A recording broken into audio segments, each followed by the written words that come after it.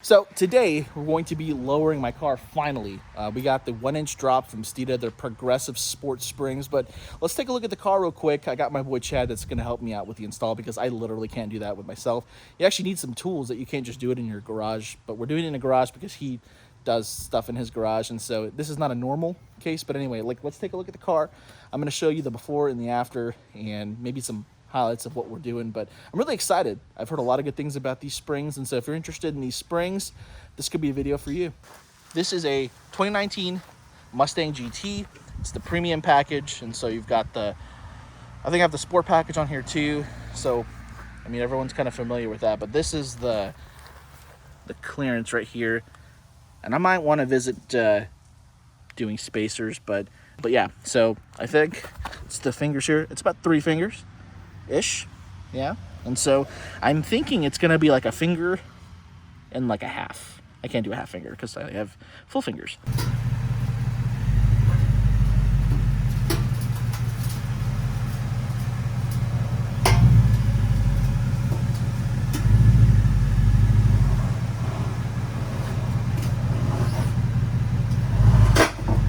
So here we go. Logan is on the jacks and jack stands over there.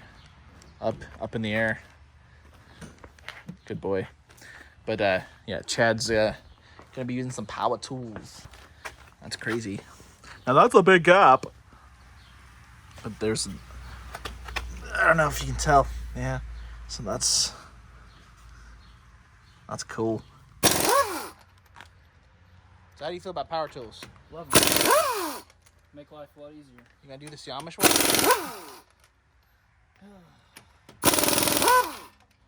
Look at them Brumbros. I know it's Brumbo, but I say Brumbro. Bro. So what are you doing in there? All right, so to remove the struts, what we've got going on is the ABS speed sensor. Sure. You got to disconnect from here and then here, another angle, and that will move this out of the way. Interesting. But why do you look so good doing it? Well, you know, it's my Wheaties. I eat them every morning. Dang. I mean, you just make it look so nice. So we're going to have our M-link attached to the strut as well. We'll have to disconnect it. We'll have to disconnect these 2 bolts here that hold your strut assembly to your... Touch it against me now. Bolts here, okay, and then one below it. Okay. We'll remove both of those.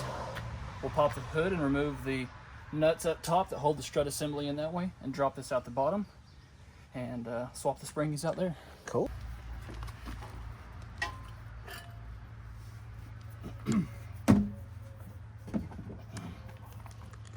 Later, bro.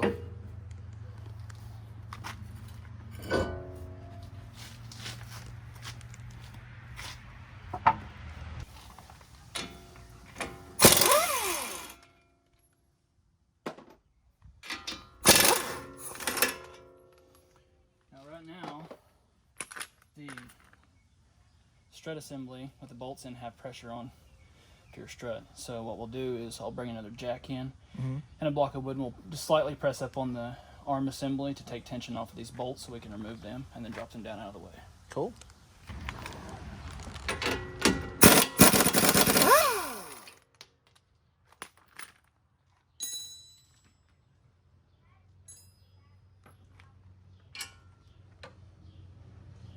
That disconnected. So we'll bring the jack in and the block of wood and take pressure off of that. Sweet.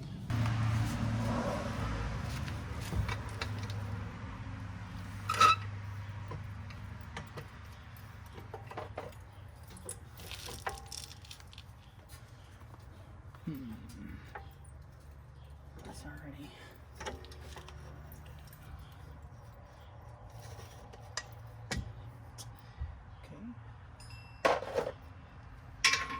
It is brand new, so maybe they're just stuck. All right, so what did we just do? All right, so I just removed the brake rotor dust shield that comes around here. What that does is keeps debris and stuff from getting into your brake caliper and your pads and your rotors. You have to remove it, and here's a perfect example of why. You have to take your shield guard here and remove it. You got 3 bolts, the 8mm. You remove them, and this will come off, and then that splined bolt and the strut assembly will drive out. This is a great application and example of why you have to remove this.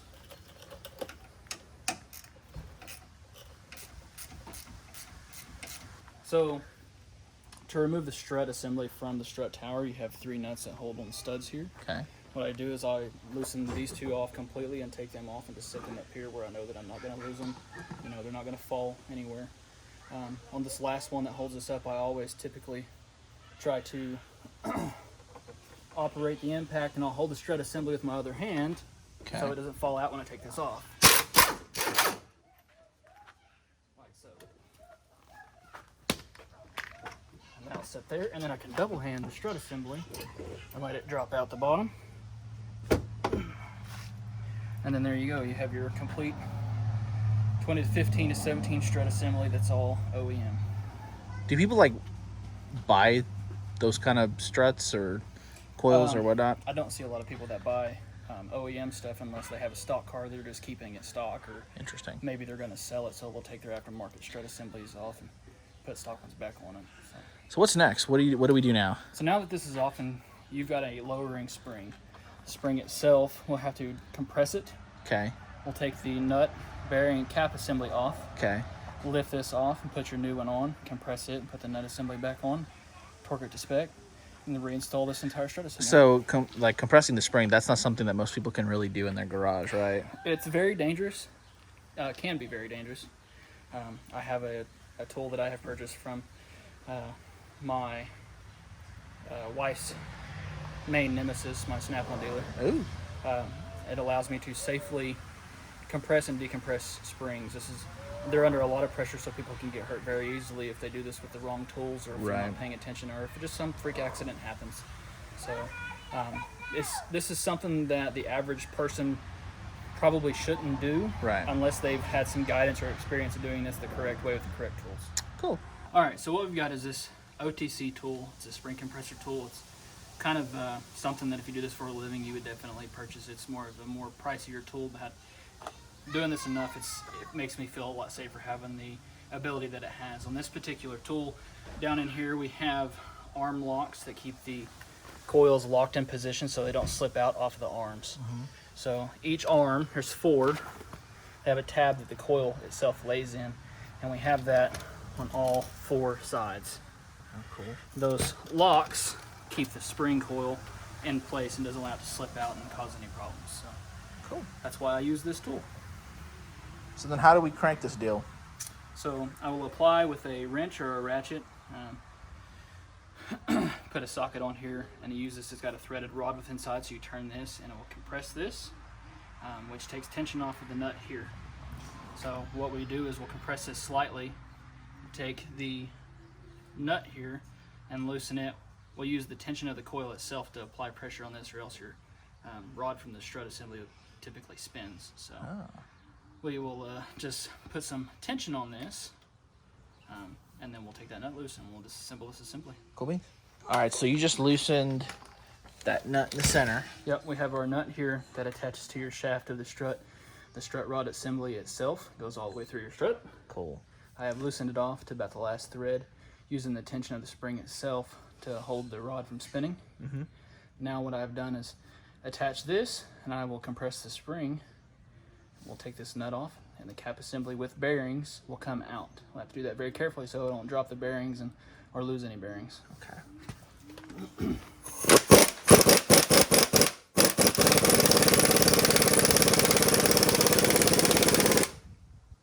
So now, with tension off of this, it spins freely now. Before I take it off, we'll make sure we're still attached and all of our locking points. Nobody's gonna die today, folks. Take that off, nuts off. Now this is where the bearings are. Gotta be careful here, it is a 2-piece.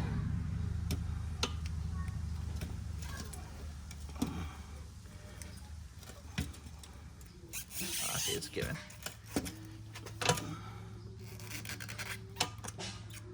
There we go. All right, so I'm gonna set that up.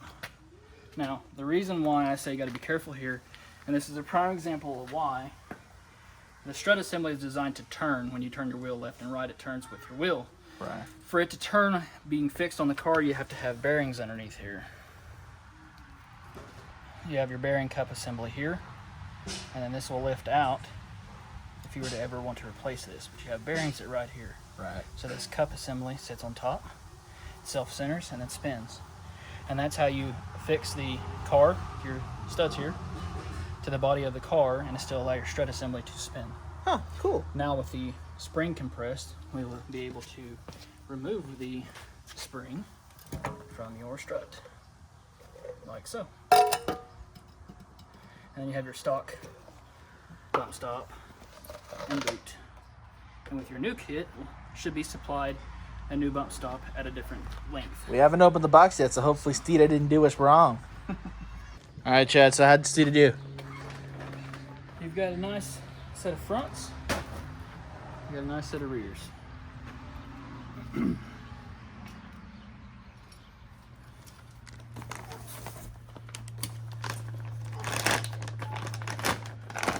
The packaging is really nice. The springs themselves are wrapped with a foam layer and then a bag layer per spring. That's really nice. Just so you can keep the scratches at a minimum, the way they look nice on your car. I don't see a new bump thing. I don't either. Maybe that's why they cut it. That's probably why they cut it, yeah. So I wasn't too far off.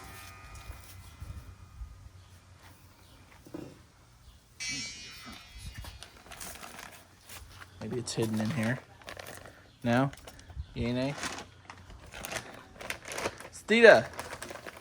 You gotta give me a new bump ding. I don't cut it.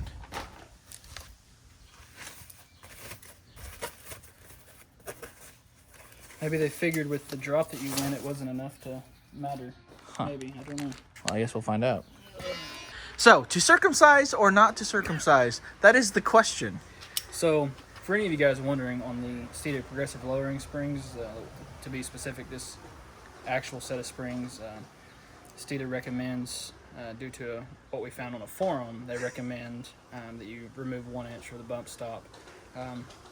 Or you can buy their adjustable bump stops. Yeah, but regardless, Steeda doesn't tell you this when you purchase these springs, neither or. So it's nothing in the instructions or anything like that. So you just kind of got to use some past experience and try to, maybe question yourself, hey, do I got to lower that? It's a lowering spring, So, Yeah.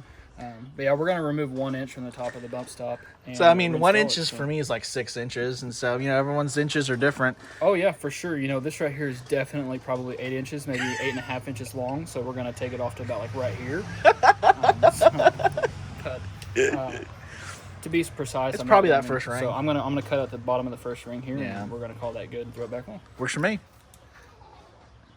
Oh yeah, never cut toward yourself. You guys Yeah. want to see the cut game? Slicing and dicing. So actually, it's a lot tougher than I anticipated. So I'm actually gonna cut off tool and cut this off. All right, you guys don't want to see him cut stuff. All right, so what do we do? So we ended up removing 1 inch at the top of that bump stop. Looks like a cannoli. Right. So we'll place this back onto the strut. Place it back down. So forward, like so. And we'll take the new spring and set it on here. So we're going to decompress the spring. I'm not going to show you that because you can watch other people decompress themselves. All right, bro, so what we just do? So all we done is we just compressed the stock spring from the strut assembly. We installed your new Steeda. We compressed it, installed the top cap assembly, bearing cap assembly. We're going to install that into the car, and then the side's done. Well, we're not going to show them how to put everything back because they saw us put it. They saw us take it apart. So Right. we'll just show them the after. Sounds good. All right, guys. So this is a different day. We ran out of daylight last night, so this is the next day, and we are about to take the booty. Is there anything different that we do in the back from the front, or is it kind of the same concept? It is kind of the same concept. There's a couple of things different that we're going to do, but nothing, too far from the front. We don't have a strut assembly. Our spring and our shock are two separate items on the rear of the car and not in one. So it's a little bit easier, in my opinion, to do the back than the front. It's a little bit safer. So we don't need to show them that. We'll just show them the thing that's important in the back. Okay. All right, guys. So on Phillips 2018 to 2019 Ford Mustang, removing the rear shock spring, what we had to do is remove the two 21 millimeter cradle to body and cradle to body mounts. Okay. There's a bracket that we also had to remove from the front of the cradle here to the body as well, 2 13mm bolts. What that done is allow us to drop this side of the cradle down, give us some slack in the shock assembly with some leverage of prying down on this and walking this to turn it, this come right up out of the hole. So that's how you would remove this side. Remove your boot and apply the boot location on the new coil and slide it down in so. And of course, we'll have to rotate this down in there and spin it down in place where it goes. We'll pry this down, slide this in, and we'll button up the 2 21mm bolts, the cradle to body mount, and then the bracket of cradle to body mount as well. And this side will be done. Cool. All right, so we noticed when we were shooting the video that on the spring there is a direction they go.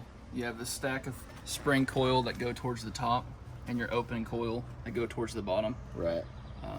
When we were shooting the video, we noticed that I had to set it in there upside down, which wasn't to install it upside down. As you can see, we installed it correctly. We actually just caught ourselves throwing that in there to just show you guys how to install that, and then realize that's not how you install it. So we just want to clarify that stack portion of the spring, close stack portion of the spring goes towards the top, open portion of the spring goes towards the bottom. So if there's any clarification out there, I know that Steeda actually, for those who don't know how to install the springs on these cars, Steeda did not send any paperwork as far as installs. And I know that they figure, oh, this is an easy job, but after we realized how we shot that video, how it looks deceiving, Yeah. and misleading is a big thing. So there's no paperwork that comes with the Steeda lowering springs for the 1819 car. Would have been nice with the bump stock too. Yeah, I mean there's no information there. So basically off of experience of other kits that come with information, and then of course just the experience of myself installing them, we were kind of able to do some research and stuff and figure out what we needed to do. But so yeah, for all those people out there that were like, hey man, I think he dropped those things in backwards. For the video, yes, technically we did, but we didn't install them that way. We made sure that's right. So that's, again, how that looks. All right, so you're now officially on the little ramps. Everything is done. Do you have anything else to say to everybody? One last little piece of advice or anything kind of going about it? do it in the shade and do it, it's cooler. So let's take a look here. Yeah, it's about 2 fingers in the back, but it'll probably settle a little bit. But I can barely put a finger and a half on the front. I love it. What do you guys think of the Euros? You guys still like that? So this is going to be carbon fiber. There will be a carbon fiber bezel that'll be around this. And eventually, I'm thinking we're going to do a carbon fiber wicker bill instead of the GT500 spoiler. I was kind of thinking about it. I kind of like the look of it. Just, I feel like it looks a little more aggressive.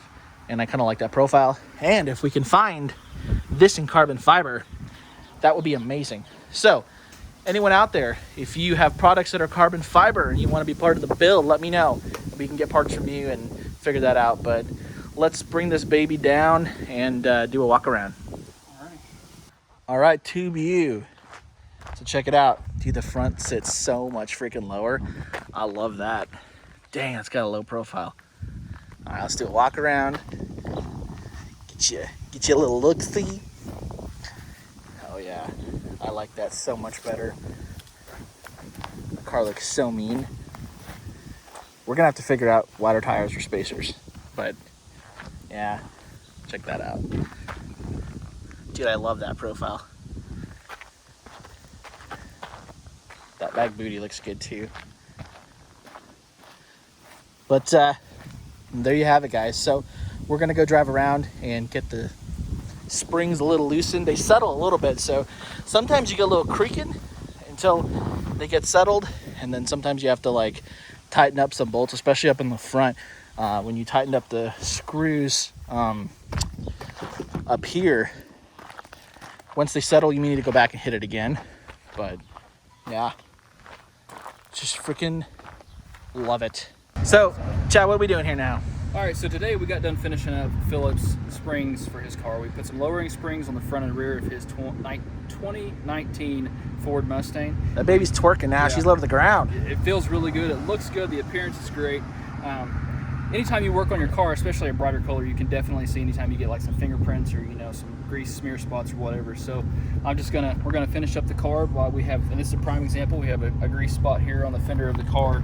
What's that pink juju? So this stuff right here is some clearshine. It's locally made here in the United States by some United States veterans. So it's some awesome product. They make multiple lines of product, interior and exterior detailer. Okay. They make wheel detailer. So you can use it on your wheels and tires, everything. It's paint shop friendly. So anyone who has a paint shop and they want to use some detailer on a car for the customer before it goes out, it's paint shop friendly. I get it. It's really awesome stuff. So how do you work it? So basically, they'll, if you buy their kit, it comes in a 20-ounce bottle. I'll use what it is, or 22, somewhere in that area, ounce bottle. It's just got an adjustable lid. You can tighten it all the way out, loosen it up. So what I do is I'll spray just a little bit on the car, like so, and literally wipe it off. And it's a clear shine. Just like so. Cool. And it's clear.